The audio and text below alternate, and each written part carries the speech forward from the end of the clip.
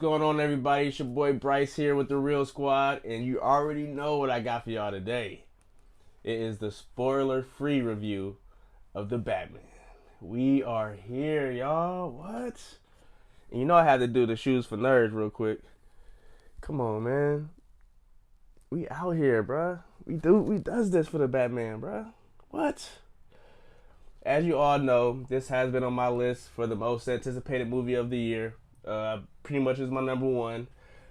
I'm a huge Batman fan. Started with the animated series, which led me to Batman '89, which came out the year I was born. Say less, you know what I'm saying? Batman is my favorite DC character of all time. He is my favorite character of all time. I will put Batman above Star Wars and Dragon Ball Z. With that being said, let's get into the spoiler-free review.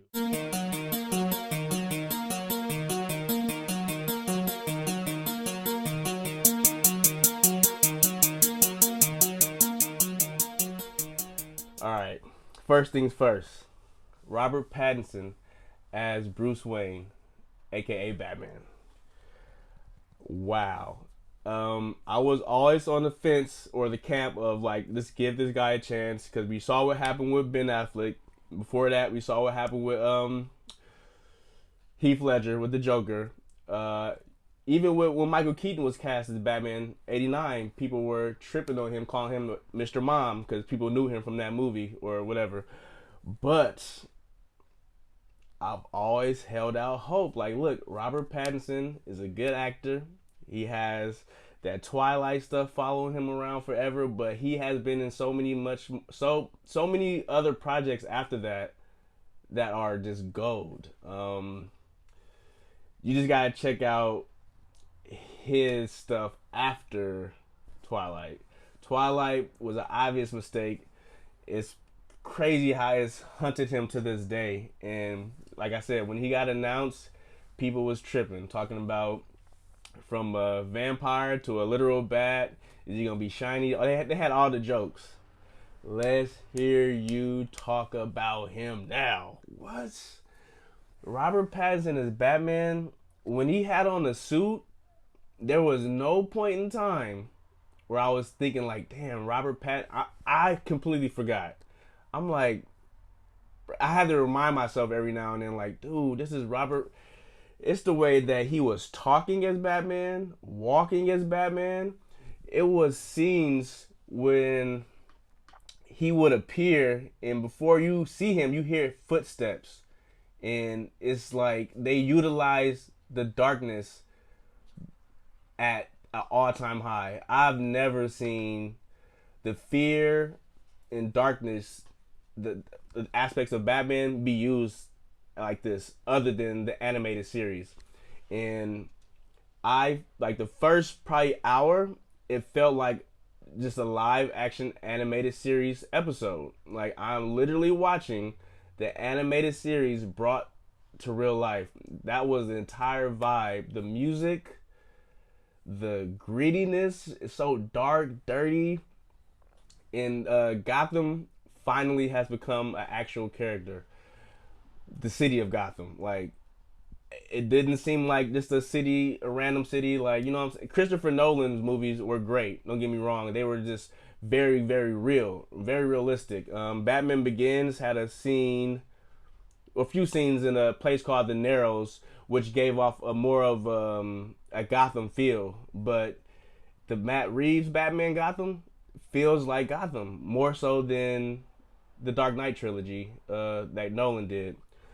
And it's funny because they're both somewhat based in realism. And I like how Matt Reeves, I don't want to say took notes, but took some aspects of Nolan's and amped it up. And I didn't even think that could be done. Technology that Batman uses in here is very understandable, makes sense. And I have seen it before in the comics. So even with the newest stuff he got, I've read comics where he has this stuff right now. So it's interesting to see if, like, did Matt Reeves pull that off the top of his head, or did he go to the comics for that? We're gonna have to see and wait to find out. But Man, Selena Kyle as Catwoman. What's my girl name? Man, I am just on cloud nine right now. Forgetting her name. Zoe Kravitz. I like Zoe Kravitz as Catwoman. The way she moves and handles herself is very cat-like. They didn't. What's the word? It wasn't, like I said, it wasn't cartoony, but it was obvious that it was a cat theme that she had going on. She just had like a regular like ski mask type thing, like with it cut out or whatever. So it was very like like handmade ish. Like it gave me the Michelle Pfeiffer Catwoman vibe. Not as saucy, but I got the vibes because there was a point where she had on her leather suit and they showed her hands and her nails were like, I don't want to say done, but long on purpose. You know what I'm saying? I think that was on purpose, and she uses them. So, and she does have a whip in here, but you don't see it used that often, which is cool. It was. I didn't notice it. Well, I did notice it, but not like that. It was cool. Man, Alfred, Jim Gordon. Oh man, like this was a long roller coaster ride, and I know the director Matt Reeves said that he had inspiration from Martin Scorsese, and it was another film that I think it was Seven. I've seen it like once. I definitely got that vibe. And the Zodiac Killer. If you've seen the Zodiac Killer and Seven, take the R element out, add Batman, and you got the Batman. It's crazy. I felt like this could have literally been rated R. They could have made this rated R. And I said this about The Matrix. Like, The Matrix was rated R, but I'm pretty sure a lot of y'all didn't know that. The newest Matrix movie was a rated R movie. It didn't have to be. You know what I'm saying? So I feel like this deserved an R rating. But, you know, Batman is a comic book hero for kids. So I get it. You don't want to go too hard. But, man, Matt Reeves pushed the envelope on the R or the PG-13. Because there was moments like, you can show this in PG-13? I'm like, okay. The movie, I think I haven't mentioned it, but it's 3 hours long. And I started to feel it towards the end. I'm thinking only because I had to use the bathroom really bad. And there was no point in the movie where I was able to get up and use the bathroom. Every time I thought about it, the story kept building. And it's a comic that this is heavily based on. I have it. I should have got it out. It's called, I'll pull up a picture. It's The Long Halloween. It's a really detective noir style Batman comic. Really, I don't want to say old school, but old school. You're in for a read. It's not just like turn the page, action, turn the page, action. No, you're in for a story, a really good story that's gonna keep you on the edge of your seat. You're trying to figure out what's gonna happen next. Like the suspense, the fear, and action are mixed together so well and blended together so well. I'm telling you, like I had a feeling that Matt Reeves was gonna go the scary Batman route. Like, yeah, we have a lot of Batman movies where he's kicking ass, but it's not a lot of Batman movies where he is scaring the shit out of like villains or just regular bad guys. And I love the depiction that they do in here. Like when the bat signal goes in the air, it's a line. It's a line in the trailer. It's like this is not a signal for me. It's a warning for y'all. Like that's crazy. That's basically what it's saying. So, I really really liked this movie. I only saw it one time. Like I said, it was my most anticipated of the year. So, and I'm fresh out. I saw it like 30 minutes ago. So I'm gonna see it again this weekend. I wasn't able to get real quick, Paul Dano as the Riddler.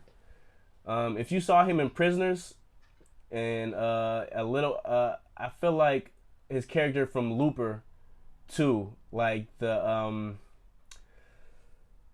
how you felt sorry for him, but he was dangerous. So you felt sorry for him in Looper. He was a little stupid, but in Prisoners, he was so dangerous, and you just didn't understand like you know what I'm saying? You couldn't really grasp him. You couldn't, and I feel like that's what got him this role.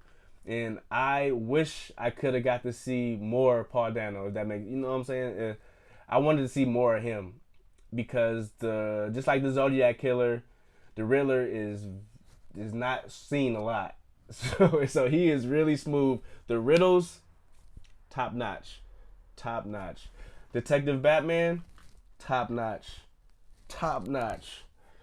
Yeah, but that is just my spoiler-free review. I don't want to go into any more details other than that because if I do, we're gonna be here all night. So I gotta figure out how I'm gonna do this. I'll probably have to wait a couple of days. I'm gonna see the movie again, then I'll have a spoiler review ready for you guys.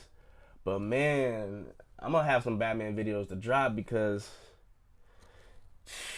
man, I ain't felt like this since them Heath Ledger days, man. And yeah, we gotta talk about some spoilers next video. But yeah, man, I appreciate you guys for coming through, sticking with me, waiting for the week was over. I know it's a lot of YouTubers out there who got to see the movie early, even a week early. Thank you guys for sticking with me just so you can see my opinion on something. I appreciate you guys. All you new subs, I see y'all. I see y'all. And if y'all new here, hit that like, man. Hit that sub. It's real easy. Join the family. Join the Real Squad family. It's good. Thank y'all for coming through, man. Appreciate y'all. I'm going to check y'all out later. Peace.